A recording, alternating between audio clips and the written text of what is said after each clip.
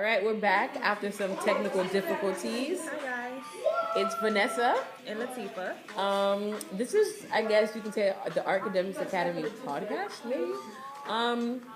We're here during every Saturday morning at the Clyde Judson Community Center in North Miami for the Culture Tech Lab. So basically, we're flying drones, making YouTube channels, and podcasts. And yeah, with the kids, and we're just exploring the different realms of technology. So let me introduce who I have here with me. Her name is Miss Latifah. Hi guys, how are you doing today? Oh, let's talk legit. Let's just freestyle. I mean, we didn't really plan. We didn't really plan any of this, but I think it's a good initiative for as well as I think it's a good initiative for us to start a podcast because we are teaching the kids to use technology to their advantage. So why not start one for Art-Cademics Academy? So Miss Latifah's here with us. She's been with Art-Cademics Academy since the first summer camp we had at the Spirit Ram Chart in 2016, and she was a great asset to the team. So we just had to bring her back. Oh, we got a thumbs up back there by one of our students. He gave a good thumbs up, a solid thumbs up. Awesome. So just talk to us. Tell us about yourself and. I am 27 years old, and Vanessa here. I know her from Bethune-Cookman College. University, I'm sorry, BCU. But yeah, she introduced me to Art-Cademics back in 2016 with the summer camp. And it was a very good experience, being involved with the kids hands-on. And it wasn't just a regular summer camp where they would just go outside and play. We did academics, reading, math, science. What are the only three? We did reading on Mondays. Tuesday we did math. Wednesday we did writing. Yes. Thursday we did science, and then Fridays we did field trips. Yeah, so that was a good experience. Keeping the kids involved because during the summer, they tend to forget a lot of the things that they were taught in school. So keeping their memories fresh and keeping them focused on school during the summer, I think that was really good and really positive. So I enjoyed that, and I was sad that I couldn't do it the next year, but yeah, I'm back on this Saturdays, and kids are always involved in computers and iPads and iPhones. So this is the good thing about doing this like live, because you get to see all the things that could go wrong, all the things, right. And it's just a trial and error thing. And this is what we're teaching the kids. Instead of just watching YouTube, actually be a content creator, learn how to edit, use iMovie, use these apps, use these expensive phones to their capabilities. I mean, we're paying so much money. I have my iPhone 10 for $1,000, and it can do everything. So it's a virtual computer. Oh wait, like she was saying, we pay all this money for the equipment, so why not use it to its advantage? Instead of just texting and calling, you can make short movies, videos, podcasts, YouTube channel videos. You can do all of that on your phones and your iPads and your MacBook. So use it to your advantage. Exactly. Get your money's worth. Exactly. What are some things that you're interested in the education realm? Well, I'm just interested in the kids' well-being, making sure that kids are focused on education, making sure that they know that that is very important, because without that, you really can't get anywhere unless you want to make minimum wage your whole life. But other than that, education is really important. Try to keep them focused on going down the right path and not straying away into the negative things that society has and can bring to you. So just making sure that they keep a positive attitude and a strong head on their shoulders, making sure that they are more involved in reading and writing and math and science and all of that, So yeah, just the kids' well-being, making sure that they aren't bored with learning. But yeah, that's all I'm interested in. I love kids. I've been around kids my whole life. I have sisters and brothers and cousins, and I just like kids. I like to see kids doing positive things with their life. versus them going down the wrong road. So yeah. Um, so what is? Oh my God, we done recorded about 30 minutes. All right. So what is okay? Because we're both pretty young. Yes. What is one thing that you wish would change with like the programs that are available to when you were growing up, like all the extracurricular activities and programs? Well, one thing.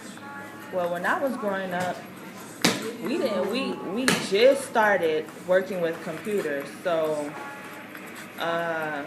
and then with that, a lot of the kids, because I went to school in the inner city, so with that being said, when computers were introduced to society, we didn't get a chance to really have the advantages that the kids in the higher upper class neighborhoods did. We didn't have the what I'm trying to say. Like the resources? Yeah, we didn't have the resources to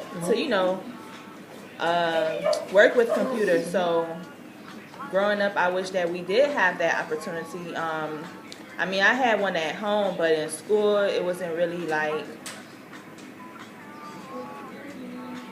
I don't know. You know what I'm trying to say. We know what you're trying to say. We know what you're trying to say. But yeah, so I like that, now that they have computers in schools, even in the inner cities, they have computers there. And I know some schools, they even have iPads, and they can take the iPads home. My cousin goes to a school, and they let the kids take the iPad home. Now, if you break the iPad, it's on your parents to pay for it, but they do allow the kids to take the iPads home, and I think that's pretty cool. Yeah, definitely. And it's actually exposing the kids to something new and different, and they may not have had the opportunity to have a simple computer at home. Right. I was always fortunate enough to have computers at home, and then like my parents, they always provided us with those things, with those opportunities. And then the schools that we were in, even though it wasn't in the inner city, but it was in a heavily immigrant population. I went to W.J. Bryan Elementary in North Miami, but so we were pretty well equipped with computers, and I was in the gifted program. So I guess whenever something came out, they used to give it to us. I don't want to say first because that's not. But we had resources. But even coming from like a first generation immigrant stance, a lot of things that my parents couldn't have taught me how to do that because they didn't have it growing up, or they weren't. It wasn't so quick for them to catch on. So I really like this push of technology and innovation going on now. But on the other hand, did you hear that Toys R Us is they are closing all of their stores? Right. Because kids aren't even using toys anymore. It's all about tablet. You got games on your phone? Yeah, that's all there is about. You got a tablet? So that's a disadvantage too, because now you have companies like Toys R Us. They're going out of business because all the kids, they don't want to go outside. They don't want to race cars, the toy race cars. They don't want to play board games. They don't want to fly. Whoa. They don't want to fly drones. They just want to play on the tablets, the iPads, the iPhones, the computers. So companies like that, they miss out on money and business. Yeah, definitely.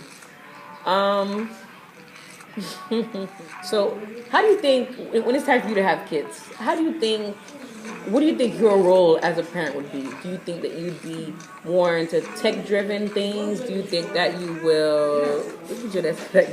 Do you think that you would like give them 50-50, give them a taste of like old school, hey, go play outside with your friends, or no technology? Because did you know that Bill Gates actually limits his kids' use, I think, to like a couple of hours a week? I think that's good. I would do 50-50 because I wouldn't want my child to be, in the house all day, every day, just doing homework, and after homework, hey, can I play on the iPad, or hey, can I just go on the computer? No, I want my kids to be, athletic, and so I would have them involved in extracurricular activities, like, whatever they choose, football, basketball, cheerleading, gymnastics, whatever, just to keep them,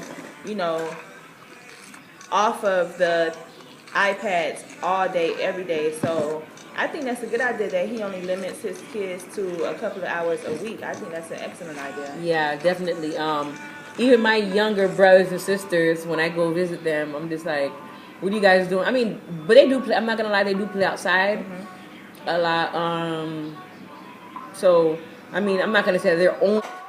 Nonetheless, I think it is a good time. You know, it's a good way to get a mixture of things. And I just do want to shout out. I think I'm going to post this. Why not? I want to shout out first and foremost in Alex Desume for the city of North Miami, District 4. Councilman, he actually sponsored this program.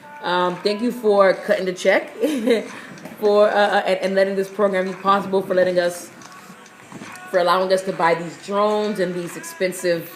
Not expensive, well-priced, quality microphones and these iPads, which we're recording on.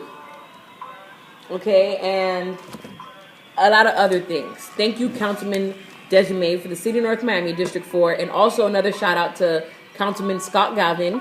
He is my councilman in District 1. I do live in District 1. So thank you also for helping us sponsor this program. And thank you again for cutting the check. Without you, this would not be possible. Just want to give that brief disclaimer. Thank you. Thank you, Ms. Latifah, for always being there whenever I call you, except for some account.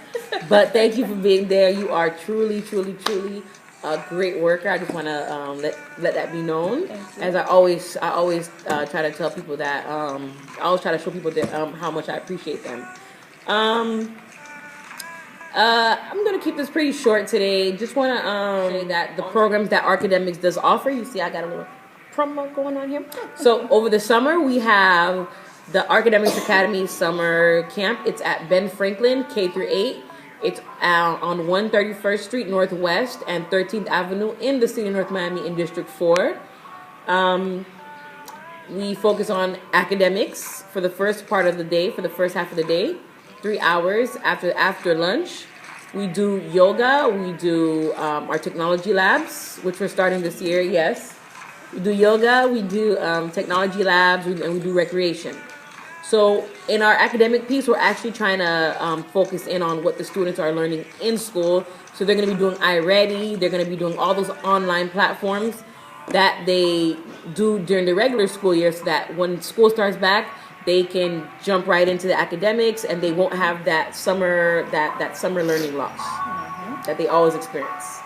All right. So, any final words that you want to say? Any shout outs you want to give? No. Thank you to the councilman who she mentioned. Because without you guys, her program wouldn't be possible, and I wouldn't be here. Helping the kids learn and being involved with the kids. So I thank you for that. Thanks to Vanessa for always reaching out to me and keeping me involved. Thank you so much, and that's it. All right.